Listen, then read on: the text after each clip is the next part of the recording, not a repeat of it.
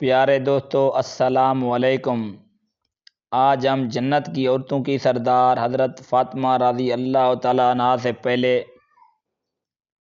جنت میں لکڑ ڈارے کی بیوی جنت میں کیوں جائے گی، یہ واقعہ سن کر آپ بھی حیران رہ جائیں گے، اس لیے ویڈیو کو آخر تک ضرور دیکھیں۔ ایک دن رسول اللہ صلی اللہ علیہ وسلم نے اپنی بیٹی حضرت فاطمہ سے کہا، تم سے پہلے جنت میں ایک لکڑ ڈارے کی بیوی جائے گی۔ حضرت فاطمہ یہ سن کر پریشان ہوگی، میں تو جنت کی عورتوں کی سردار ہوں، وہ کیسے پہلے جنت میں جائے گی۔ اپنے والد سے حضرت فاطمہ نے لکڑ ڈارے کی بیوی کے بارے میں پوچھا، ان کا گھر کہاں ہے؟ بی بی فاطمہ نے کہا، میں دیکھوں وہ عورت کیا کرتی ہے۔ جب نبی کریم صلی اللہ علیہ وسلم نے کہا، کچھ دن بعد میں آپ کو ان کے گھر کے بارے میں بتاؤں گا، کیونکہ اس دن حضرت فاطمہ بیمار تھی اور گھر میں فاقہ تھا۔ 3 دن سے مولا علی اور حضرت فاطمہ بھوک میں تھے اور کچھ بھی گھر میں نہیں تھا۔ بی بی فاطمہ نے مولا علی کو اپنی ایک نکاح والی چادر دی، اس کو بیچ آؤ، گھر کے لیے کچھ کھانے کا سامان لے آؤ۔ جب مولا علی بازار گئے، کسی نے وہ چادر نہیں لی، سب نے کہا وہ پرانی چادر ہے۔ مولا علی نے رب سے دعا مانگی، ایک آدمی آیا، اس نے مولا علی سے 6 درہم میں وہ چادر لے لی۔ پھر ایک فقیر آیا، اس نے مولا علی کو کہا، میں 3 دن سے بھوکا ہوں، کچھ کھانے کے لیے نہیں ہے، کچھ دے دو۔ مولا علی نے وہ 6 درہم اس فقیر کو دے دیے۔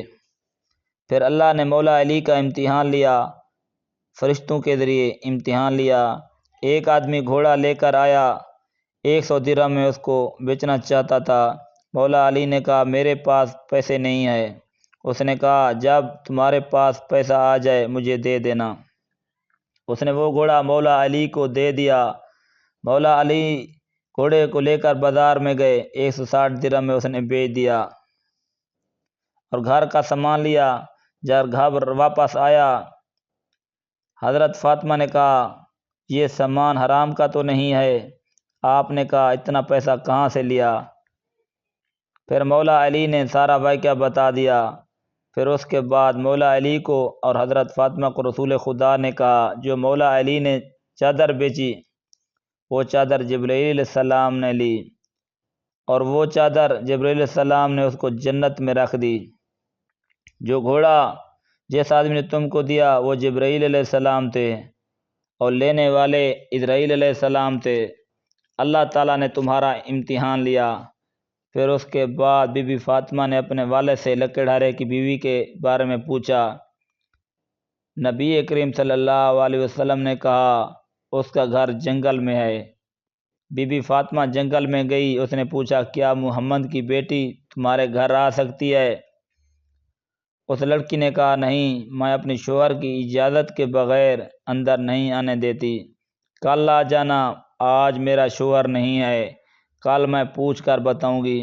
دوسرا دن ہوا، حسن علیہ السلام نے کہا، امی جان، آج میں آپ کے ساتھ جانا چاہتا ہوں۔ جب وہ گئے، اس نے کہا، محمد کی بیٹی آپ کے گھر آ سکتی ہے؟ اس عورت نے کہا، نہیں، آپ تو اندر آ سکتی ہیں لیکن آپ کا بیٹا اندر نہیں آ سکتا، اس کی اجازت نہیں ہے، میں اپنے شوہر سے اس کی اجازت لوں گی، کل میں اجازت لوں گی، پھر تم آ جانا۔ پھر تیسرا دن ہوا، بی بی فاطمہ صبح گئیں۔ حسین علیہ السلام نے کہا، امی جان، میں بھی آپ کے ساتھ جانا چاہتا ہوں۔ جب وہ تینوں ماں اور بیٹے گئے، بی بی فاطمہ نے کہا، کیا فاطمہ بنت محمد آپ کے گھر آ سکتی ہے؟ اس نے کہا، نہیں، حسن اور تم اندر آ سکتے ہو لیکن آپ کا بیٹا حسین نہیں آ سکتا، کیونکہ میں نے اس کی اجازت نہیں لی اپنے شوہر سے۔ کل آ جانا، میں آج اس کی اجازت لے لوں گی۔ جب چوتھا دن ہوا، وہ گئے، بی بی فاطمہ نے اجازت لی، اس عورت نے کہا، اندر آ جاؤ۔ بی بی فاطمہ نے اس عورت کی خوبی دیکھی، اس کے سامنے ایک پانی کا گھڑا اور ایک بڑی سی لکڑی اور ایک رسی رکھی ہوئی تھی۔ بی بی فاطمہ نے اس